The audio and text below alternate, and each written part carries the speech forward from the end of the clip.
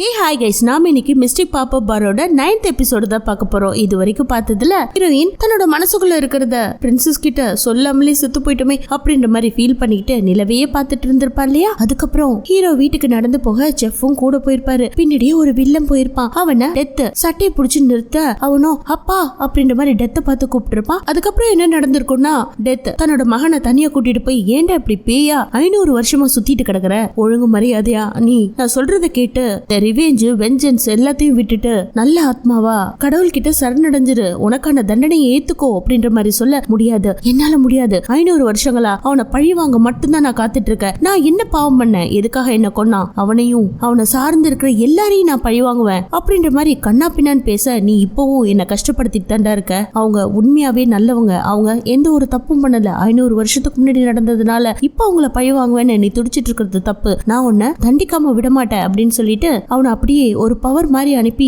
தூக்கி எறிய அவன் அப்படியே அழ ஆரம்பிக்கிறான். அப்பா நீங்க கொஞ்சம் யோசிச்சு பாருங்க, நான் அரச கட்டளையை தான்ப்பா பண்ணேன், அதுக்காக எனக்கு இப்படியாப்பட்ட தண்டனையை அந்த இளவரசன் எனக்கு கொடுத்துருக்க கூடாது இல்லையா, நீங்க என் இடத்துல இருந்து யோசிச்சு பாருங்க அப்படின்ற மாதிரி இவன் அவங்க அப்பாவை நோக்கி கையை நீட்ட அவங்க அப்பாவும் அவனோட கையை பிடிக்கிறாரு. அங்க கட் பண்ணி அடுத்த சீன்ல ஹீரோ வேலைக்கு கிளம்புறான். அந்த சமயத்துல செஃப் சொல்லிருப்பாரு இல்லையா, இங்க பாருடா இப்பெல்லாம் உனக்கு பேய் கண்ணுக்கு தெரியுதுன்னு சொல்ற, அதனால கருப்பு கண்ணாடி போட்டுக்கோ, பேய நீ பார்க்க கூடாதுன்னு சொல்லிருப்பாரு. சோ கண்ணாடி போட்டு இவனும் கெத்தா கிளம்புவான். பட் அந்த நேரத்துல கண்ணாடியை பார்க்கும் போது இந்த கண்ணாடியில நம்மள யூரின் பார்த்தா எப்படி ஃபீல் பண்ணுவா அப்படின்னு நினைச்சவன் டக்குன்னு அவதான் நம்மள வெறுத்துட்டாலே, பிரேக்கப் பண்ணிட்டாலே அப்படின்னு நினைச்சு ஃபீல் பண்றான். அடுத்து அவன் வேலைக்கு போகும்போது உன்னை பத்தி யூரின் விசாரிச்சாடா அப்படின்ற மாதிரி ஃப்ரெண்ட்ஸ் எல்லாம் சொல்றாங்க. இருந்தாலும் அவன் இந்த பார்க்கிங் ஏரியால அவனுக்கு கொஞ்சம் வேலை இருக்கு போல இருக்கு, அதனால இந்த ட்ராலி எல்லாம் எடுத்து அரேஞ்ச் பண்ணிட்டு இருக்கும் போது அந்த இடத்துல ஒரு வயசான பாட்டி உட்கார்ந்து இருக்க மாதிரி இருக்கு. உத்து பாக்குறான், அது ஆவிங்க.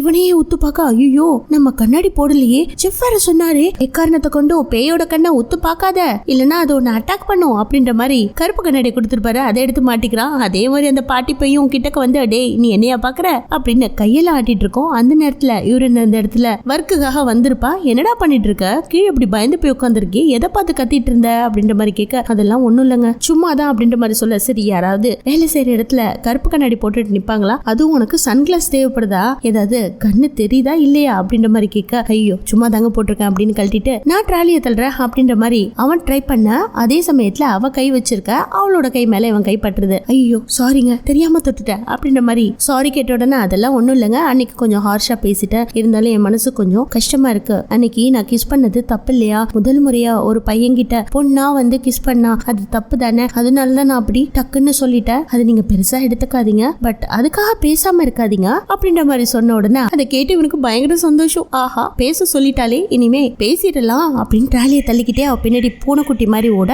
இந்த பக்கம் ஒரு ரெஸ்டாரண்ட்ல காட்டுறாங்க. ஒரு லேடி போலீஸ் சாமியார் கிட்ட காசெல்லாம் கொடுத்து எனக்கு ஒரு பிரச்சனை இருக்கு அதை தீர்த்து வைங்க அப்படின்ற மாதிரி கேட்டுட்டு இருக்கும் போது அந்த போலீஸ் சாமியாரோ 50,000 பணம் கேட்டுட்டு இருக்கான். இத ஹீரோயினும் செஃப்பும் சாப்பிட போயிருப்பாங்க. அந்த ஹீரோயின் கவனிச்சுட்டு இவன் போலீஸ் சாமியாராச்சே அப்படின்னு அவங்க பேசிட்டு இருக்க இடத்துக்கு போயிட்டு, ஏமா நீ ஒரு ஆம்பளை ஸ்பிரிட்டால பாதிக்கப்பட்டிருக்க கரெக்டா அப்படின்ற மாதிரி கேட்க, கரெக்ட் தாங்க, எப்படிங்க டக்குன்னு சொல்லிட்டீங்க, ஆனா இத சொல்றதுக்கு இவன் 50,000 என்கிட்ட பணம் கேட்டான், போலீஸ் சாமியாரா இருப்பான் போல இருக்குன்னு கண்ணா பின்னான்னு திட்டிட்டு அந்த லேடி போக, என் பொழப்புல இப்படி கைய வைக்கிறீ அப்படின்ற மாதிரி அந்த போலீஸ் சாமியார் ஹீரோயின் கிட்ட சண்டைக்கு வர, இப்படி தப்பு பண்ணாத அப்படின்ற மாதிரி ஹீரோயினும் திரும்ப கத்தி விட்டுறா. அடுத்த சீன்ல இவங்க பாப்பப் பார்ல போய் ஒர்க் பண்ணிட்டு இருப்பாங்க. அந்த சமயத்துல அந்த போலீஸ் சாமியார் குடுகுடுன்னு ஓடி வந்து, இல்ல நான் ஒரு ஆன்மாவால பாதிக்கப்பட்டுட்டேன், எப்படியாவது என்ன காப்பாத்துங்க அப்படின்ற மாதிரி அவன் கதற, சரி சரி உனக்கு நான் ஹெல்ப் பண்றேன், நீ கரெக்டான இடத்துக்கு தான் வந்திருக்க அப்படின்னு ஹீரோயின் சொல்ல, அதெல்லாம் இருக்கட்டுங்க உங்க கண்ணுக்கு மட்டும் எப்படி ஸ்பிரிட் எல்லாம் தெரியுது அப்படின்ற மாதிரி அவன் கேட்க, அது ஒரு பெரிய கதை அப்படின்ற மாதிரி ஏதோ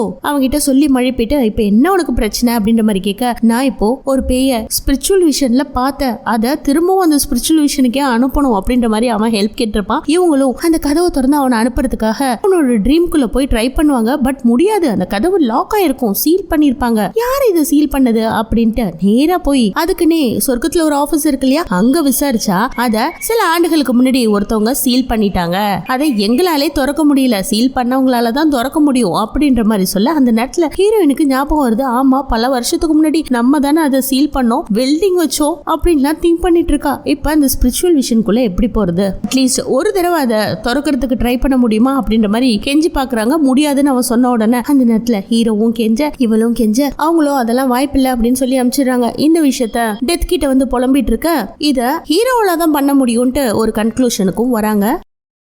ஃபைனலா அதுக்கும் வாய்ப்பில்ல, என்ன பண்றதுன்னு முடிவு பண்ணிட்டு நேரா இந்த குழந்தை வரம் கொடுப்பாங்களே சம்ஷி அவங்கள போய் மீட் பண்ண. இங்க பாரு, அந்த இடத்துக்கு போறதெல்லாம் ரொம்ப கஷ்டம். ஆக்சுவலா நீ அந்த ஸ்பிரிச்சுவல் டோரை எதுக்கு க்ளோஸ் பண்ண ஞாபகம் இருக்கா அப்படின்ற மாதிரி கேட்க, அந்த இடத்துல எங்க அம்மாவோட ஆன்மா இருக்கிறதுனால அது ஒரு பிரச்சனையை கிளியர் பண்றதுக்காக சீல் வச்சிட்டேன் அப்படின்ற மாதிரி இவங்க சொல்ல, அதெல்லாம் வாய்ப்பே இல்ல, நீ வேற வெல்டிங் பண்ணி அந்த டோரை க்ளோஸ் பண்ணிருக்க. அந்த ஸ்பிரிச்சுவல் டோரை ஓபன் பண்றது ஒருத்தவங்களால மட்டும்தான் முடியும். அதுக்கு யாங் எனர்ஜி வேணும். அந்த யாங் எனர்ஜி சின்னாபார் அப்படிங்கிற மலையிலிருந்து கிடைக்கக்கூடிய ஒரு அரிய வகை பொருள். அந்த பொருள்ல இருந்து பிறந்தவங்களால மட்டும்தான் அந்த டோரை ஓபன் பண்ண முடியும் அப்படிங்கிற மாதிரி சொல்ல, அப்படியே ஹீரோயினோட தாட் பாஸ்டுக்கு போது. இவங்க 500 வருஷத்துக்கு முன்னாடி வாழ்ந்திருக்கும் போது அவங்க அம்மா ஒரு ஷாமனா இருந்திருப்பாங்க இல்லையா, அவங்களுக்கு அந்த பவர் அந்த மலையில இருக்கிற ஒரு ஸ்டோன்ல இருந்தா கிடைச்சிருக்கும். சோ அத அளவுக்கு அதிகமாகவும் எடுக்க கூடாது. தேவைக்கேற்ப ஒரு வேண்டுதல படையல் எல்லாம் பண்ணிட்டு தான் அவங்க அதை எடுத்து ஒரு ஷாமனா மாறி இருப்பாங்க. அந்த நேரத்துல ஹீரோயினையும் அவங்க கூட்டு போயிருப்பாங்க. ஒரு அரிய வகையான ஜெம் ஸ்டோன்ஸ் மாதிரியே இருக்குங்க. அத ஹீரோயின் கிட்ட காமிச்சோன்னா என்ன இது அப்படின்னு கேட்கும் போது, இது சின்ன பார்ல இருந்து யாங் எனர்ஜி கிடைக்கும். அதை வச்சு நம்மளால ஸ்பிரிச்சுவல் டோரை ஓபன் பண்ண முடியும், நிறைய விஷயங்களை சாதிக்க முடியும், ஸ்பிரிட் கிட்ட பேச முடியும் அப்படி எல்லாம் சொல்லியிருப்பாங்க. சோ இத நம்ம அதிகமா எடுத்துட்டு போலாமேம்மா அப்படின்ற மாதிரி சொல்லும் போது, இல்ல அளவுக்கு அதிகமா எடுத்துட்டு போனா அந்த மலையில இருக்கிற பாறைகளே சபிச்சிரும், ஏன்னா அதுங்களுக்கு உயிர் இருக்கு அப்படின்ற மாதிரி எல்லாம் சொல்லியிருப்பாங்க. அந்த ஸ்டோனுக்கு ஹீலிங் பவர் இருக்கு, யாங் எனர்ஜி இருக்கு, அப்புறம் பேய்களை விரட்டக்கூடிய தன்மையும் இருக்கு. நல்ல விஷயங்களை இது பண்ணும் அப்படின்ற மாதிரி எல்லாம் சொல்லியிருப்பாங்க. அத ஹீரோயின் திங்க் பண்ணி பார்த்துட்டு, சரி அந்த சின்ன பார் யாரோட உடம்புல ரீகனெக்ட் ஆயிருக்கு அப்படின்ற மாதிரி கேட்க, அது ஒரு உமனோட உடம்புல ரீகனெக்ட் ஆயிருக்கு, அவ மறுஜென்மம் எடுத்திருக்கா அப்படின்னு சொன்னோன்னா, கிரேட் நியூஸ், அது யாருன்னு மட்டும் சொல்லு, நான் அவளை தேடி கண்டுபிடிக்கிறேன் அப்படிங்கிற மாதிரி சொல்ல, அவ ஒரு கேர்ள் அப்படின்னு சொன்ன உடனே, நான் எப்படியாவது அவங்க கூட ஃப்ரெண்ட் ஆயிடுறேன் அப்படின்னு ஹீரோயின் ட்ரை பண்ணி கேட்க, அவ இப்பதான் ஒரு ஆண்மகனுக்கு கிஸ் கொடுத்தா, அவ ரொம்ப அழகாவும் ஸ்ட்ராங்கான பொண்ணு அப்படின்ற மாதிரி பெருமையா பேசிட்டு இருக்கா. ஐயோ ஐயோ ஐயோ கொஞ்சம் ஸ்டாப் பண்றியா, அவளோட பேர் என்ன, அவ எங்க இருக்கா, அத முதல்ல சொல்லு அப்படின்ற மாதிரி கேட்க, முடியாது முடியாது முடியாது, ஒரு ஸ்பிரிச்சுவல் ஆப்ஜெக்ட் ஒரு ஹியூமன் கூட கனெக்ட் ஆயிருக்கிற அந்த தெய்வ ரகசியத்தை என்னால சொல்ல முடியாது அப்படின்ற மாதிரி ஷம்ஷின் சொல்ல, உனக்கு காஃபினா ரொம்ப பிடிக்கும்ல, இங்க பாரு நிறைய காஃபி கூப்பன்லாம் வச்சிருக்கேன் அப்படின்ற மாதிரி அதை கொடுத்து ஏமாத்த பார்க்க, ஒத்துக்கவே இல்ல. அதுக்கப்புறம் உனக்கு என்ன விலை வேணும் அதை சொல்லு, என்ன வேணும் உனக்கு அப்படின்ற மாதிரி ஹீரோயினும் குரல் எடுத்து பேச, அவ்வளவுதான் அவங்க துரத்தி விட்டுறாங்க. இப்ப எப்படி கண்டுபிடிக்கிறது அப்படின்னு ட்ரை பண்ணிட்டு இருக்கும் போது, இந்த பக்கம் ஹீரோ நடந்து வரும்போது ஒரு அம்மா பேம்லெட்டை கொடுத்துட்டு போறாங்க. அதாவது ஆக்சுவலா அவங்களோட பையன் காணா போயிருப்பான் போல இருக்கு, அதுவும் சின்ன வயசுல. இப்ப அவன் எங்க இருக்கான் அப்படின்ற ஒரு தகவலும் இல்ல போல இருக்கு. சோ அவங்க அப்படி பேம்லெட் கொடுத்துருக்கிறத ஹீரோ பார்த்துட்டு அதை வாங்கி எல்லார்கிட்டையும் கொடுத்துட்டு இருக்கான். அதுக்கப்புறம் இவங்களுக்கு ஹெல்ப் பண்ணலாமே அப்படின்னு பாருக்கு கூட்டிட்டு வரும்போது, அந்த இடத்துல இந்த விஷயத்த ஹீரோயின் கிட்ட சொல்ல, அவங்களும் காணா போன பையனோட போட்டோவை மொபைல்ல போட்டோ பிடிச்சுக்கிறாங்க. இந்த விஷயத்த கெட்டவனா மாறின டெத்தும் அங்கேயே உட்காந்து கவனிச்சிட்டு இருக்கு. இந்த பக்கம் செஃப் தன்னோட மொபைல்ல போட்டோ எடுத்தாரு இல்லையா, அந்த பையனோட போட்டோவை வச்சு கண்டுபிடிங்க அப்படின்ற மாதிரி ஃபிளையர்ஸ் கிட்ட சொல்றாரு. ஃபிளையர்ஸ் அப்படிங்கிறது யாருன்னா இவரோட அசிஸ்டன்ட் மாதிரின்னு வச்சுக்கலாம். அதுக்குள்ள இந்த பக்கம் ஹீரோயின் அவங்களுக்காக சீஸ் எல்லாம் போட்டு, கேரட், நிறைய வெஜிடபிள்ஸ் எல்லாம் போட்டு எக் ரோல பண்ணி கொடுக்குறாங்க. அதை கொண்டு வந்து அவங்க டேபிள் முன்னாடி வச்ச உடனே சாப்பிடுங்க, பசியில இருப்பீங்க அப்படின்ற மாதிரி சொல்ல, அதை பார்த்துட்டு அப்படியே ரொம்ப சோகமா உட்காந்துட்டு இருக்காங்க. ஏங்க இவ்வளவு சோகமா உட்காந்துட்டு இருக்கீங்க அப்படின்ற மாதிரி கேட்க, என் பையனுக்கு இது ரொம்ப பிடிக்கும், அவனுக்கு இதை நான் அடிக்கடி செஞ்சு கொடுப்பேன், நீங்க சொல்றதெல்லாம் சரிதான், ஆனா உங்க பையன் காணா போய் ரொம்ப வருஷங்கள் ஆகுதே அப்படின்ற மாதிரி செஃப் சொல்ல, ஆமா அவன் காணா போய் 15 வருஷம் ஆகுது, என்னோட ஃபிளையர்ஸ் இப்பதான் கண்டுபிடிச்சு சொன்னாங்க. என்னாச்சு 15 வருஷமா இன்னுமா தேடிட்டு இருக்கீங்க, அவன் எங்க இருக்கான்னு ஒரு துப்பு கொடையா கிடைக்கல அப்படின்ற மாதிரி கேட்க, ஆமாங்க அவன் காணா போனதுல இருந்து இது மாதிரியான நோட்டீஸ் எல்லாம் நான் கொடுத்துட்டு இருக்கேன், அவன் இருக்கானா செத்துட்டானா உயிரோட இருக்கானான்னு எனக்கு தெரியல, இன்னும் ட்ரை பண்ணிட்டு இருக்கேன் அப்படின்ற மாதிரி சொல்ல, அதை கேட்டுட்டு இவங்களால தாங்கவே முடியல. என்னாச்சு கொஞ்சம் சொல்லுங்க அப்படின்ற மாதிரி கேட்க, அவன் நல்ல ரெஸ்ட் எடுத்துட்டு இருந்தான், அவனுக்காக இதே மாதிரி எக் ரோலும் நிறைய நூடுல்ஸ் எல்லாம் பண்ணி வச்சேன், சாப்பிட்டுட்டு தான் இருந்தான். அப்ப அவன் ப்ரீ ஸ்கூல்ல படிச்சுட்டு இருந்தான். அவன்கிட்ட, டே இன்னைக்கு எனக்கு கொஞ்சம் வேலை அதிகமா இருக்கிறதுனால அம்மா நைட்டு கொஞ்சம் லேட்டா வருவேன், உனக்கு பரவாயில்லையா, பட் உனக்காக சமைச்செல்லாம் வச்சுட்டு போறேன்டா அப்படின்னு கேட்க, அவனும் சாப்பிட்டுக்கிட்டே ஓகேமா பரவாயில்ல நான் பத்திரமா இருப்பேன் அப்படின்ற மாதிரி சொல்லும் போது, உன்னோட டாயை நான் இப்ப எடுத்துக்கிறேன், சாப்பிடும் போது விளையாட்டு பொருளை பக்கத்துல வச்சு கூடாது அப்படின்ற மாதிரி அவனோட பக்கத்துல அந்த டாய் எடுத்து வைக்கிறாங்க. அங்க கட் பண்ணி அடுத்த சீன்ல அவங்க ஒரு ரெஸ்டாரண்ட்ல ஒர்க் பண்ணிட்டு இருக்காங்க. அந்த இடத்துல ஓனர் ஒருத்தர் இருப்பான், அவன் அவங்களுக்கு அதிகமான வேலையை கொடுக்கறான். யாருமே இல்லாத சமயத்துல அவங்க கிட்ட காசை கொடுத்து அவங்கள கரெக்ட் பண்ண பார்க்க, அந்த நேரத்துல இங்க பாருங்க என் பிள்ளைக்காக தான் நான் உசுரோட வாழ்ந்துட்டு இருக்கேன், அவனுக்காக தான் உழைச்சிட்டு இருக்கேன், இப்ப நான் அவன் ஸ்கூல்ல இருக்கிற ரெஸ்டாரண்ட்ல வேலை செய்யறேன்னா அவனை பாத்துக்கிறதுக்காக மட்டும்தான், என்ன தொல்லை பண்ணாதீங்க அப்படின்ற மாதிரி அவங்க வேலை செய்ய, இந்த பக்கம் அந்த ஆளுக்கு செம்ம கடுப்பு. வேலையில முடிச்சுட்டு வீட்டுக்கு வந்து பார்த்தா குழந்தைய காணோம், எங்க போனானே தெரியல. அவன் எப்பவும் விளையாண்டு விளையாண்டுட்டு இருக்க கிரவுண்ட்ல எல்லாம் போய் செக் பண்ணி பாக்குறாங்க. நைட்டு சமைச்சு வச்ச டின்னரை கூட சாப்பிடலங்க. இப்படியே 15 வருஷத்துக்கு முன்னாடி காணா போனவன் அவனுக்கு என்ன ஆச்சுன்னு தெரியாம இன்னும் தவிச்சிட்டு இருக்காங்க. இத சொன்ன உடனே ஹீரோயினோட கண்ணுல இருந்து கண்ணீரே வந்துருது. உடனே அவன் எந்த ஸ்கூல்ல படிச்சான், அவனோட பேர் என்ன, அப்பா அவனுக்கு என்ன வயசு அப்படின்றதெல்லாம் கேக்குறாங்க.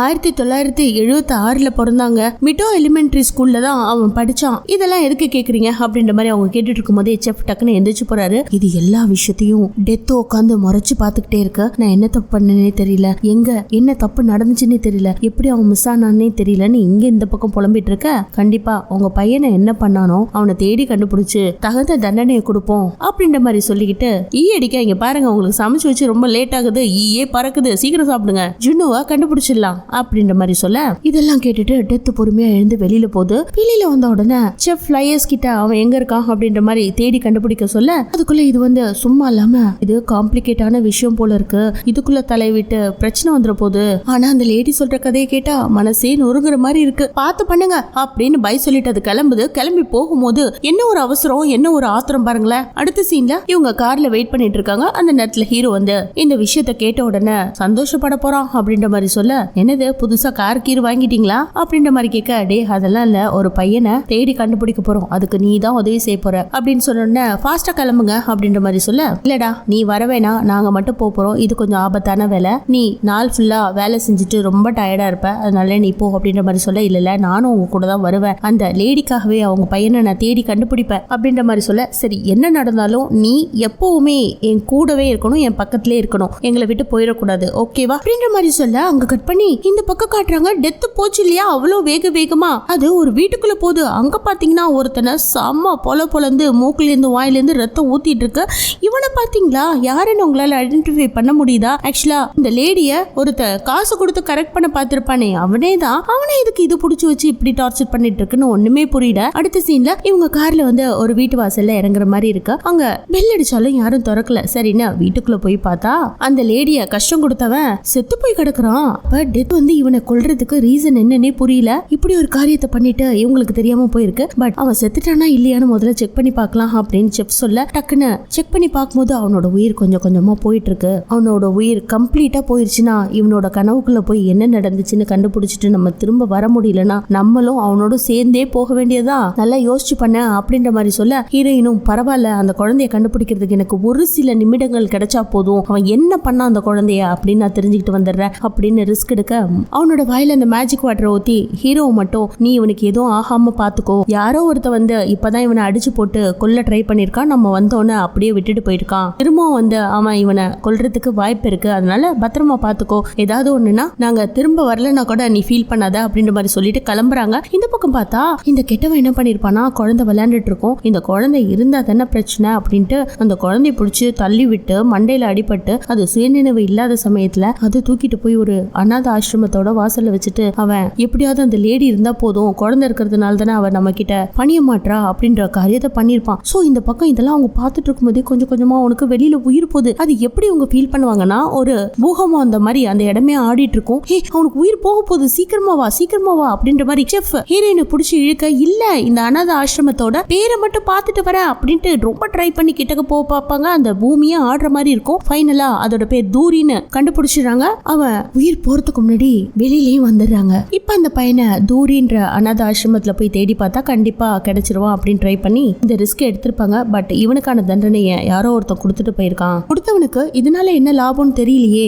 அப்படின்னு இவங்க யோசிச்சுட்டு இருக்கும்போது அங்க கட் பண்ணி அடுத்த சீனை காட்டுறாங்க. ஹீரோ நார்மலா வேலைக்கு போவாங்க. அந்த இடத்துல கீ பர்ஸ்லாம் வைக்கிறதுக்கு லாக்கர் இடம் இருக்கு இல்லையா, அந்த இடத்துக்கிட்ட போகும்போது கண்ணாடியை மறந்துட்டு போயிருப்பான். அங்க பாத்தீங்கன்னா ஒரு பேய் இவனை மிரட்டி எடுக்க பயந்து போய் கீழே உட்காந்துருப்பான். அந்த இடத்துக்கு திடீர்னு டெத் அவனை காப்பாத்துற மாதிரி இருக்கு. சோ அந்த பேய பாலா மாத்தி கீழே போட்டோன்னு, எப்படி நீங்க இந்த இடத்துக்கு கரெக்டா வந்தீங்க அப்படின்ற மாதிரி கேட்க, நான் சும்மா தான் வந்தேன் உன்னை பாக்குறதுக்காக, இந்த இடத்துல இப்படி கஷ்டப்பட்டுட்டு இருப்பேன்னு நான் எதிர்பார்க்கவே இல்லை, நல்ல வேலை உன்னை காப்பாத்திட்டேன், இந்த பிரச்சனையில இருந்து சீக்கிரமா நீ விடுபட்டுறணும்னு நான் கடவுளை வேண்டிக்கிறேன் அப்படின்ற மாதிரி ரொம்ப நல்லவ மாதிரி பேசிக்கிட்டே இருக்கான். இதெல்லாம் எதுக்குன்னா இவங்கிட்ட இருந்து என்ன நடந்துச்சுன்னு விஷயத்த கறக்கிறதுக்கு தான். சோ இவனும் எல்லா விஷயத்தையும் சொல்லிடுறான். இந்த நேரத்துல சும்மா இல்லாம இதுவும் ட்விஸ்ட் பண்ணி விடுதுங்க. நீ அவங்க கூட வேலை செஞ்சுட்டு இருக்கிறது உனக்கு எந்த விதத்துல சந்தோஷத்தை கொடுக்குது? அவங்க ஆக்சுவலா உன்னை யூஸ் பண்ணிக்கிறாங்க. உனக்கு ஒரு விஷயம் தெரியுமா? உன்னை சந்தோஷப்படுத்துறதுக்காக யூரின் அவங்க தான் பிளான் பண்ணி கிஸ் பண்ண வச்சாங்க. நீ எந்நேரமும் அவளை நினைச்சுக்கிட்டு ஒரு போதையில இருக்கணும், அவங்க கிட்ட அதெல்லாம் ஷேர் பண்ணணும், நீ மக்கா அவங்க சொல்ற வேலையெல்லாம் கேட்டுட்டு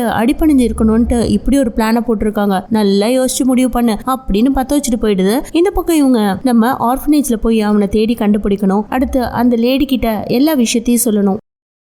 இத கேங்பெக்ட சொன்னா அவனும் சந்தோஷப்படுவான். சரி அவன்கிட்ட எல்லா உண்மையும் சொல்லிடலாம். இதெல்லாம் பண்ணி முடிச்சுட்டு திரும்பவும் நான் சம்ஷியை போய் பார்க்கணும். ஏய் எதுக்கு திரும்ப திரும்ப சம்ஷியை போய் பார்க்கணும்னு சொல்லிட்டு இருக்க? அவங்க தான் உண்மையை சொல்ல மாட்டேன்னு சொல்லிட்டாங்க இல்லையா? அந்த சென்னாபாரோட பவர் யார்கிட்ட இருக்கு, எந்த பொண்ணுகிட்ட இருக்கு அப்படிங்கறது சொல்லல. பட் ஒரு க்ளூவை கொடுத்திருக்காங்க. அவ உண்மையான காதலன் கிட்ட உண்மையான முத்தத்தை கொடுத்திருக்கா. இதுதான் அந்த க்ளூ. எப்படி கண்டுபிடிக்கிறது? யார் இப்ப காதல்ல விழுந்தாங்கன்னு யாருக்கு தெரியும்? இதுக்கெல்லாம் முதல்ல நேரம் இருக்கா?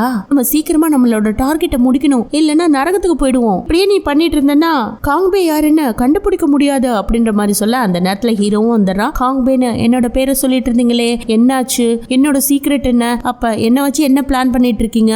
ஏதோ ஒண்ணு தப்பா இருக்கே அப்படின்ற மாதிரி மனசுக்குள்ள நினைச்சிட்டு அவங்கள கண்ணா பின்னான்னு பேசிட்டு நான் இனிமே வேலைக்கெல்லாம் வரமாட்டேன், உங்களை பார்க்க மாட்டேன் அப்படின்ற மாதிரி கண்ணா பின்னான்னு பேசிட்டு அங்க இருந்து குடுகுடுன்னு ஓடிறான். பின்னாடி செஃப்பும் ஓடி போறாரு. பட் அவன் தன்னை ஏமாத்திட்டாங்க. இவங்களுக்காக யூரினை லவ் பண்ண வச்சது, அப்புறம் அவ வேண்டான்னு சொன்னது எல்லாமே உங்களோட லீலைகள் தான் அப்படின்னு புரிஞ்சுக்கிட்டு அவன் பாட்டுல ஓடிட்டு இருப்பான். பட் அது உண்மை இல்ல. இதெல்லாம் பத்த வச்சது கெட்டவனா மாறின அந்த டெத்து. அதுவும் தூரமா நின்று அங்க நடக்கிறதெல்லாம் பார்த்து சிரிச்சிட்டு இருக்கு. இவங்களோ பயங்கரமா ஃபீல் பண்றாங்க. நம்ம என்னத்தை பத்தி பேசணும், அவன் என்னத்தை புரிஞ்சுக்கிட்டு இப்படி ஓடுறான், அவனுக்கு எப்படி எக்ஸ்பிளைன் பண்றதுன்னு தெரியலையே அப்படின்ற மாதிரி வருத்தப்படுறாங்க. இந்த பக்கம் யூரினும் ஏன் இன்னும் ஹீரோ வேலைக்கு வரல அப்படின்ற மாதிரி சிங்டாங் கிட்ட கேட்க டெய்லி வந்து விசாரிக்கிறீங்க, பட் நான் தான் திரும்ப திரும்ப சொல்றேனே அவன் லீவன் மட்டும் தான் சொல்லுவான், என்ன விஷயம் எல்லாம் சொல்ல மாட்டான் அப்படின்ற மாதிரி சொல்ல அங்க கட் பண்ணி அடுத்த சீன்ல இவன் பாட்டுல தனியா உட்காந்து மீன் பிடிச்சிட்டு இருக்கான். அந்த இடத்துக்கு செஃப் போய் பேசுறதுக்கு ட்ரை பண்றாரு. டே நாங்க பேசினது வேற ஒரு விஷயம்டா, உன்னை பத்தி ஒரு சீக்ரெட் இருக்கு, அதை நாங்க தேடி கண்டுபிடிக்கணும்னு தான் பேசிட்டு இருந்தோம், பட் நீ பாட்டுல வேற மாதிரி புரிஞ்சுக்கிட்டு வந்துட்டியே அப்படின்ற மாதிரி சொல்ல, இல்ல நீங்க என்ன யூஸ் பண்ணிக்கிறீங்க, ஆக்சுவலா யூரினை லவ் பண்ண வச்சது கிஸ் பண்ண வச்சது எல்லாமே உங்களோட பிளான். இப்ப அவளும் நான் உன்னை லவ் பண்ற அளவுக்கு கிஸ் எல்லாம் பண்ணல, ஒரு ஃப்ரெண்ட்லியா தான் பண்ண அப்படின்ற மாதிரி எல்லாம் சொல்றா. அதுக்கு காரணமும் நீங்க தானே, என்னோட லைஃப நீங்க தானே இப்படி ஆட்டி படிச்சுட்டு இருக்கீங்க, இனிமே என் முன்னாடி வராதிங்க, நீ ஏன்டா இந்த அளவுக்கு சோகமா இருக்க அப்படின்ற மாதிரி கேட்க, நான் சின்ன வயசுல இருந்து கஷ்டப்பட்டவங்க, அனாத ஆசிரமத்துல தான் வளர்ந்தேன், என்ன ஒரு அப்பா அம்மா தத்தெடுத்துட்டு போனாங்க. அந்த நேரத்துல அந்த அம்மா என்னோட தலையில கை வைக்கும் போது அவங்க ரெண்டு பேரும் பாசத்துக்காக என்ன தத்தெடுத்துட்டு போல, ஸ்டேட்டஸ்க்காக, அதாவது உங்களுக்கு குழந்தை இல்ல அப்படிங்கிறதுக்காக தத்தெடுத்துட்டு போயிருப்பாங்க. சோ இவனுக்கு தான் சின்ன வயசுல இருந்து அந்த பவர் இருக்கே. இவன் யாரை தொட்டாலும் சரி, மத்தவங்க இவனை தொட்டாலும் சரி, அவங்க மனசுல இருக்கிறதெல்லாம் அப்படியே கொட்டிடுவாங்க.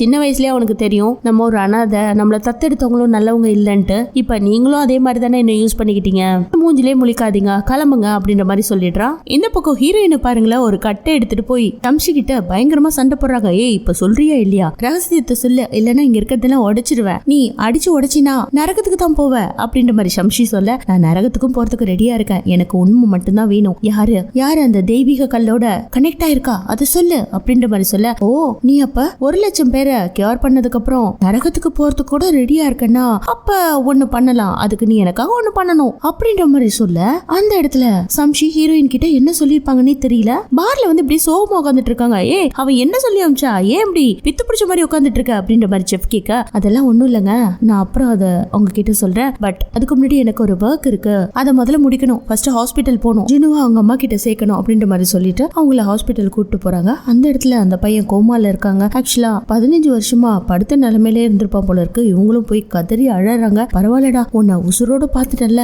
இதுக்கப்புறம் அம்மா நான் பாத்துக்கிறேன்டா, உன்னை ஒரு செகண்ட் கூட பிரிய மாட்டேன் அப்படின்ற மாதிரி ஃபீல் பண்ணி கதறி அழ. அதை பார்த்துட்டு ஹீரோயின் வெளியில வந்துட்டு, பரவாயில்ல உங்களை பார்த்து நான் பெருமைப்படுறேன், நான் என்னோட பிள்ளைய தேடி கண்டுபிடிக்கணும்னு இது வரைக்கும் முயற்சி பண்ணவே இல்லை, அது நடக்குமான்னு தெரியல அப்படின்ற மாதிரி திங்க் பண்ணிட்டு இருக்கும்போது அவங்களுக்கு ஒரு கால் வருது. அதை கேட்டு அப்படியே அதிர்ந்து போறாங்க. அங்க கட் பண்ணி அடுத்த சீன்ல சம்ஷீன் நம்ம ஹீரோ வந்து மீட் பண்ற மாதிரி இருக்கு. அந்த இடத்துல டே என்னடா நினைச்சிட்டு இருக்க, எதுக்காக சும்மா சண்டை போட்டுட்டு இருக்க, அவங்க ரொம்ப நல்லவங்க தெரியுமா, மத்தவங்களுக்காக போராடிட்டு இருக்காங்க, அதுவும் சாதாரண ஹியூமன்ஸுக்காக 500 வருஷங்களா ஹியூமன்ஸ்க்காக போராடிட்டு இருக்கிறது சாதாரண விஷயமா என்ன, கொஞ்சம் யோசிச்சு பாரு அப்படின்ற மாதிரி சொல்ல, அது வேணா உண்மைதான், இருந்தாலும் என்ன அவங்க யூஸ் பண்ணிக்கிட்டாங்கல்ல, அதனாலதான் எனக்கு கஷ்டமா இருக்கு அப்படின்ற மாதிரி சொல்ல, உனக்கு தெரியாத விஷயத்த நான் ஒன்னு சொல்றேன், பட் இத யார்கிட்டயும் நீ சொல்லக்கூடாது. இன்ஃபேக்ட் உன் மேல பாசம் இல்லாம உன்னை யூஸ் பண்ணிக்கிட்டாங்கன்னு நீ நினைச்சிட்டியா? அதாண்டா இல்ல, அவங்க இது வரைக்கும் 1,00,000 பேரை கியூர் பண்ணிட்டு அவங்க சொர்க்கத்துக்கு போகணும்னு ட்ரை பண்ணிட்டு இருந்தாங்க இல்லையா, அந்த கான்ட்ராக்டையே மாத்தி அமைச்சிட்டாங்க. ஆக்சுவலா அந்த புண்ணிய கணக்குகள் மொத்தமும் உனக்காக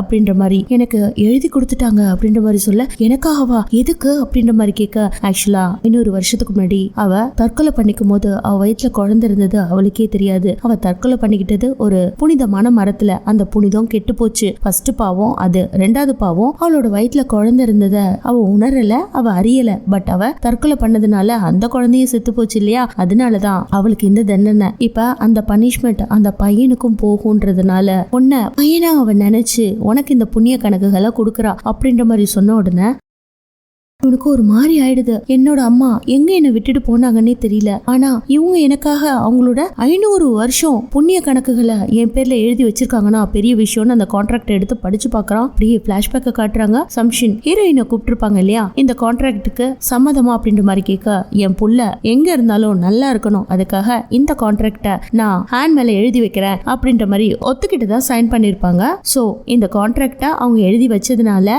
இவங்க 1,00,000 பேரை கியூர் பண்ணாலும் இவங்க நரகத்துக்கு தான் போவாங்க அப்படின்ற மாதிரி இவங்க தலையெழுத்து மாறிடுச்சு. இந்த விஷயத்த ஹீரோ கிட்ட சொன்ன உடனே அவன் பயங்கரமா ஃபீல் பண்ணி கதறான். இல்ல இந்த கான்ட்ராக்ட் எல்லாம் மாத்திருங்க, அவங்க பையன் எங்க இருந்தாலும் நல்லா இருப்பான், இதுக்காக அவங்க புண்ணிய கணக்கை என் பேர்ல மாத்தி வச்சிருக்காங்கன்னா என்ன அவங்களோட பையனா நினைச்சிருக்காங்க, அதான் அப்படிங்கிற மாதிரி அவன் ஃபீல் பண்ணி கதற, இந்த பக்கம் செஃப் டெத் கிட்ட ஒரு கேஃபிடீரியால உட்காந்து பேசுற மாதிரி இருக்கு. அப்போ பாரு, மக்களுக்காக அவ எவ்வளவு கஷ்டப்பட்டுட்டு இருக்கா, அது மட்டும் இல்ல எல்லாரோட குழந்தையும் அவங்க அம்மா கிட்ட சேர்த்து வைக்கிறானா, அவளோட குழந்தைய அவ ஆக்கணும்னு ஆசைப்படுறான்னு நினைக்கிறேன். பட் அந்த விஷயத்த யார்கிட்டயும் அவ எக்ஸ்பிரஸ் பண்ணதே இல்ல. எங்க இருந்தாலும் அவன் நல்லா இருக்கட்டும் அப்படிங்கறதுனால இவ்வளவு புண்ணியங்களை செஞ்சுட்டு வரா. சரி, நீ ஏன் சாப்பிடாம உட்காந்துட்டு இருக்க, உனக்கு நூடுல்ஸ்னா ரொம்ப பிடிக்கும் இல்லையா, ஏன் சாப்பிடல அப்படின்ற மாதிரி டெத்தை பார்த்து கேட்ட உடனே, நான் நூடுல்ஸ் சாப்பிடுவேனா, சாப்பிட்டுருக்கனா அப்படின்ற மாதிரி கேட்க, டே எத்தனை தடவை வந்து பார்ல உட்காந்து காசே கொடுக்காம சாப்பிட்டுருக்க, சரி பரவாயில்ல உடம்ப பாத்துக்க அப்படின்ற மாதிரி சொல்லிட்டு இவரு கிளம்ப. பக்கம் டெத்துக்கு செம்ம கடுப்பாகுது. ஏன்னா இப்ப டெத்து உடம்புல இருக்கிறது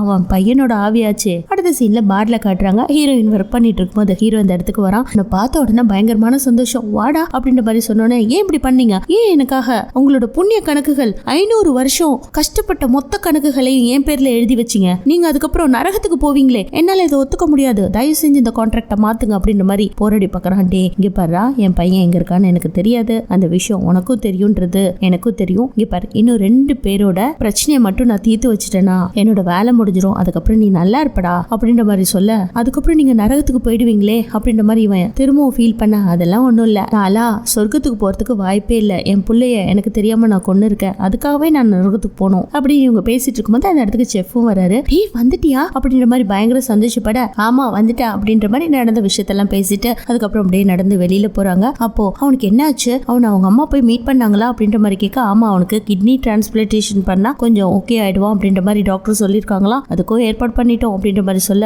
இங்க பாருங்களேன், எனக்கும் எங்க அம்மா அப்பா மேல கொஞ்சம் வெறுப்பு இருந்துச்சு, பட் ஒருவேளை அவங்களும் என்ன இப்படி தேடிட்டு இருந்திருந்தா அதுக்காக அவங்கள நான் கோவப்பட்டு எந்தவித யூஸும் இல்ல, ஒரு நாள் எங்க அம்மா பாப்பேன்னு எனக்கு நம்பிக்கை இருக்கு அப்படின்னு இவங்க பேசிட்டு போகும்போது பின்னாடியே ஒரு லேடி வந்து நின்னு, யுவர் ஹைனஸ் மை பிரின்சஸ் அப்படின்ற மாதிரி கூப்பிட 2 பேரும் ஒரு சேர திரும்பி பாக்குறாங்க. இதுல யாரு ஹைனஸ், யாரு அந்த 500 வருஷத்துக்கு முன்னாடி வாழ்ந்த பிரின்சஸ் அப்படின்னு தெரியல. இந்த ட்விஸ்டான சீக்ரெட்டை நெக்ஸ்ட் எபிசோட்ல பார்க்கலாம். மறக்காம சப்ஸ்கிரைப் பண்ணிக்கோங்க, பக்கத்துல இருக்க பெல் நோட்டிபிகேஷனை ஆன் பண்ணி வைங்க. மீண்டும் நாளை சந்திப்போம். தேங்க்யூ.